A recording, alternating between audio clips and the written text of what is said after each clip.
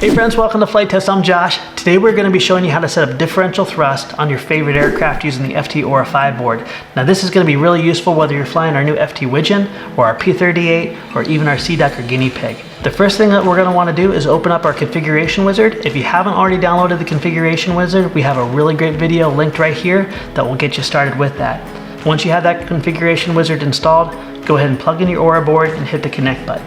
If the data on your Aura configuration board isn't showing up on the screen, simply hit read from Aura and that will automatically pull all the data that's already stored on your Aura board and display it for you.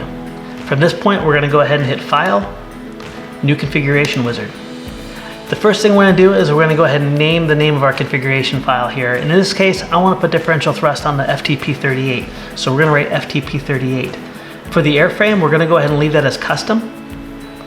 And for our gains, we're going to go ahead and leave Flite Test Sport alone. Servos can remain analog, and the first thing that we're going to change is our single throttle. Simply hit the down tab here, and you're going to go from no throttle to twin throttle, where they're both just slaved together, to twin throttle with differential thrust. Now when you select this, you want to make sure that you not only have your 3-position switch for your gear, but you also have your aux1 set to a 2-position switch. That is a very important thing that you're going to want to set up on your transmitter.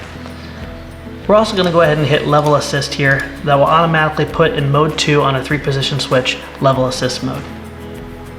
For our wings, we're going to go ahead and select one aileron. And the reason we want to do this is we're already using 2 ports for our throttles. We only have 5 ports total. So selecting one aileron simply allows us to slave those 2 ailerons together through a Y harness, and we'll be able to have all of our controls going through the Aura board. For the orientation, we're just going to leave that alone. That's perfect the way it is. And for our transmitter, we'll go ahead and select Spectrum, or Futaba, or FR Sky, depending on what you fly. We're going to go Spectrum Remote, and we're going to go Mini Port B. For our tail, we have a conventional tail, so we'll just go ahead and go one elevator, one rudder. And you're going to see our channel mapping down below. We can always go to servo ports, like mentioned in a previous video with our setting up our configuration wizard, to see how that's mapped out. All right, we'll hit finished. And we're going to save this Aura configuration file as FTP38 config.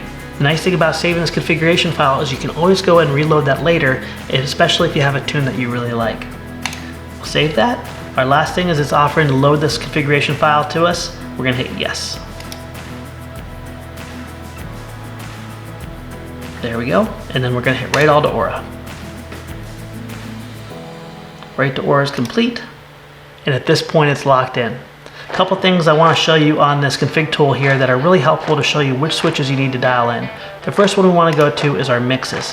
Now this is automatically going to do all the advanced mixes that you normally have to do in your transmitter for you, but what I really want to point out here is that your channel 6 or aux1 switch needs to be set to a 2-position switch.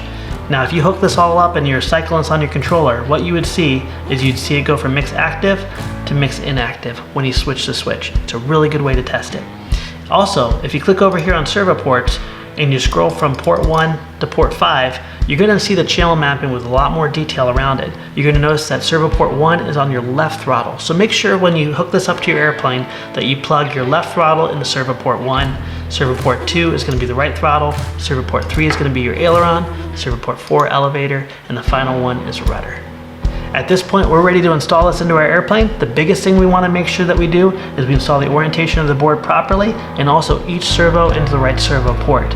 Once all these connections are made, you can then follow along with our bench setup video where it'll show you how to use the quick set to check out your servo direction and your gain direction and change them all through the board, which means you don't have to have it hooked up to a computer. Friends, I want to thank you for being part of the Flite Test family. If there's any video content you want to see around the FT Aura that will answer your questions and get you a better experience, please feel free to leave it down in the comments below, and we'll see you next time.